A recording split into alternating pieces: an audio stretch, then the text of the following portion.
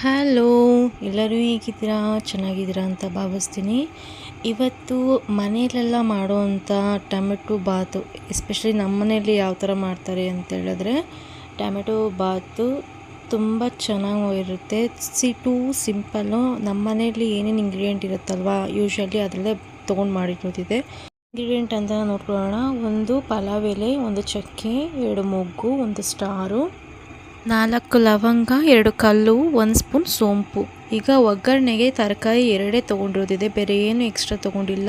ದೊಡ್ಡ ಸೈಜ್ ಆಗುವಂಥ ಈರುಳ್ಳಿ ತೊಗೊಂಡಿದ್ದೀನಿ, 4 ಟೊಮೆಟೊ, ಫಾರಮ್ ಟೊಮೆಟೊ ತೊಗೊಂಡಿದ್ದೀನಿ, ದೊಡ್ಡ ಸೈಜ್ ಆಗೋದೆ, 1 ಬಂಚು ಪುದೀನ, ಆಗೋಷ್ಟು ಕೊತ್ತಂಬರಿ, 2 ಕಡ್ಡಿ ಕರ್ಬೇವಿನ ಸೊಪ್ಪು ತೊಗೊಂಡಿದ್ದೀನಿ. ನೋಡೋಣ, ಇವಾಗ ನಾನು 2 ಪಾವ್ ಅಕ್ಕಿ ಮಾಡೋಣ ಅಂತ ಹೇಳ್ತಿರೋದಿದೆ. ಸೊ 5 ಲೀಟ್ರು ಕುಕ್ಕರಲ್ಲಿ ಒಂದು 4 ಸ್ಪೂನ್ ಆಗುವಷ್ಟು ಎಣ್ಣೆನ ಹಾಕ್ಕೊಳ್ತಾ ಇದ್ದೀನಿ. ಸ್ವಲ್ಪ ಎಣ್ಣೆ ಬಿಸಿ ಆದಮೇಲೆ ನಾವು ಏನೇನು ಇಂಗ್ರೀಡಿಯೆಂಟ್ ತೊಗೊಂಡಿದ್ವಿ ಅಲ್ವಾ, ಅದೆಲ್ಲನೂ ಹಾಕಿ ಸ್ವಲ್ಪ ಹಸಿ ಸ್ಮೆಲ್ ಹೋಗೋವರೆಗೂ ಬಾಡಿಸ್ತೀನಿ. ಏನೂ ಇಲ್ಲ, ಒಂದು 20 ಸೆಕೆಂಡ್ಸ್ ಬಾಡಿಸಿದ್ರೆ ಸಾಕಾಗುತ್ತೆ.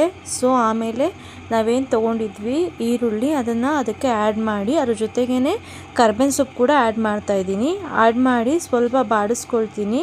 ಅದು ಸ್ವಲ್ಪ ಲೈಟಾಗಿ ಕಲರ್ ಚೇಂಜ್ ಮಾಡಬೇಕಂತ ಹೇಳಿ, ಹಸಿ ಸ್ಮೆಲ್ ಹೋಗ್ಬೇಕಲ್ಲ ಈರುಳ್ಳಿದು, ಅದಕ್ಕೆ ಸ್ವಲ್ಪ ಬೇಗ ಆಗುತ್ತೆ ಅಂತೇಳಿ ಪಿಂಚ್ ಆಫ್ ಸಾಲ್ಟ್ನ ಆ್ಯಡ್ ಮಾಡಿ ಸ್ವಲ್ಪ ಬಾಡಿಸ್ಕೊಳ್ತೀನಿ. ಒಂದು 30 ಸೆಕೆಂಡ್ಸ್ ಬಾಡಿಸ್ಕೊಂಡ್ರೆ ಕಲರ್ ಚೇಂಜ್ ಆಗುತ್ತೆ.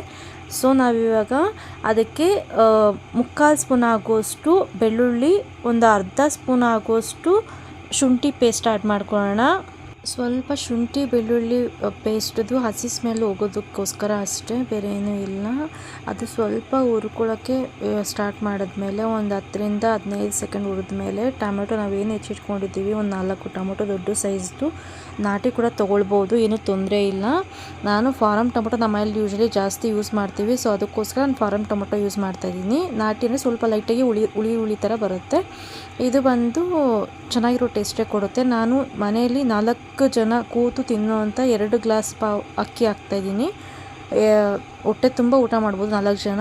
ಸೊ ಇವಾಗ ಟೊಮೆಟೊ ಆ್ಯಡ್ ಮಾಡಿರೋದಿದೆ. ಅದು ಸ್ವಲ್ಪ ಮೆತ್ತಗಾಗಿದ್ದಾದಮೇಲೆ ಒಂದು 10 ಸೆಕೆಂಡ್ 20 ಸೆಕೆಂಡ್ ಬಾಡಿಸ್ಕೊಂಡಿದ್ದಾದಮೇಲೆ ಒಂದು ಬಂಚು ಪುದೀನ ಏನು ತೊಗೊಂಡಿದ್ದೀವಿ, ಅದು ಸ್ವಲ್ಪ ಕೊತ್ತಂಬರಿ, ಅದನ್ನು ಅದ್ರ ಜೊತೆನೇ ಆ್ಯಡ್ ಮಾಡಿ ಕಲಿಸ್ಕೊಳ್ತಾ ಇದ್ದೀನಿ.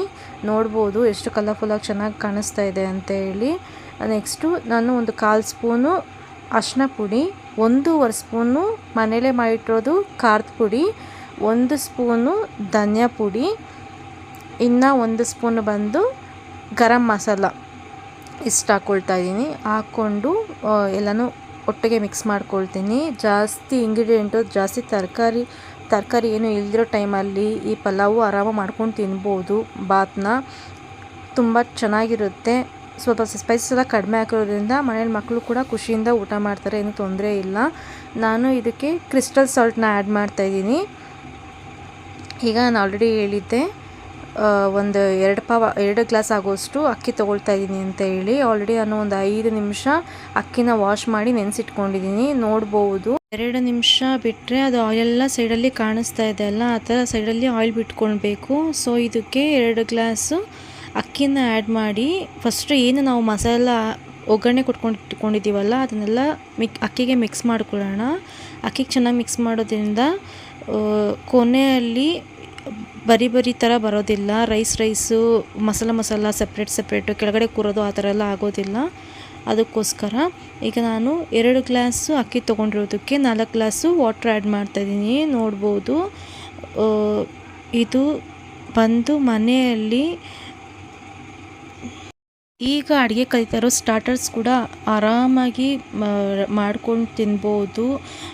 ಏನು ಕಷ್ಟ ಪಟ್ಟು ಮಾಡಬೇಕು, ಮಾಡಬೇಕು ಆ ಥರ ಎಲ್ಲ ಏನೂ ಇಲ್ಲ. ಮನೆಯರೋ ಇಂಗ್ರೀಡಿಯೆಂಟ್ ತೊಗೊಂಡೆ ಅದರಲ್ಲೇ ಮಾಡ್ಕೊಳ್ಬೋದು. ನಾನು ಇನ್ನೂ ಸ್ವಲ್ಪ ಟೇಸ್ಟ್ ಆಗಲಿ ಅಂತ ಹೇಳಿ ಸ್ವಲ್ಪ ಉಪ್ಪು ಕಡಿಮೆ ಅನ್ನಿಸ್ತು, ಅದಕ್ಕೋಸ್ಕರ ಇನ್ನು ಸ್ವಲ್ಪ ಕಲ್ಲುಪ್ಪನ್ನ ಆ್ಯಡ್ ಮಾಡ್ಕೊಳ್ತಾ ಇದ್ದೀನಿ. ಸೊ ಇವಾಗ ವಿಶಿಲ್ ಹಾಕಿ ನಾನು 2 ವಿಶಿಲ್ ಹೊಡಿಸ್ತೀನಿ. 2 ವಿಶಿಲ್ ಬಂದಮೇಲೆ ತೆಗೆದು ನೋಡೋಣ ಯಾವ ಥರ ಬಂದಿದೆ ಅಂತೇಳಿ. ನೀವೇ ನೋಡ್ಬೋದು ಎಷ್ಟು ಚೆನ್ನಾಗಿ ಬಂದಿದೆ ಅಂತೇಳಿ. ಸ್ಪೈಸ್ ಎಲ್ಲ ಸ್ವಲ್ಪ ಕಡಿಮೆ ಹಾಕಿರೋದ್ರಿಂದನೇ ಮನೆಯಲ್ಲಿ ಎಲ್ಲರೂ ಕೂತು ತಿನ್ಬೋದು. ನೋಡ್ಬೋದು ತುಂಬ ಚೆನ್ನಾಗಿ ಬಂದಿದೆ. ಎಲ್ಲನೂ ಮಿಕ್ಸಾಗಿ ಕಲರ್ಫುಲ್ಲಾಗಿ ತುಂಬ ಟೇಸ್ಟಿಯಾಗಿ ಕೂಡ ಇರುತ್ತೆ. ಇಷ್ಟು ಸಿಂಪಲ್ಲಾಗಿ ಟೇಸ್ಟಿಯಾಗಿ ಕೂಡ ಮಾಡ್ಕೊಂಡು ತಿನ್ಬೋದು. ಟೊಮೆಟೊ ಬಾತು ಮನೆ ಸ್ಟೈಲಲ್ಲಿ ಮಾಡ್ಕೊಂಡು ತಿನ್ಬೋದು.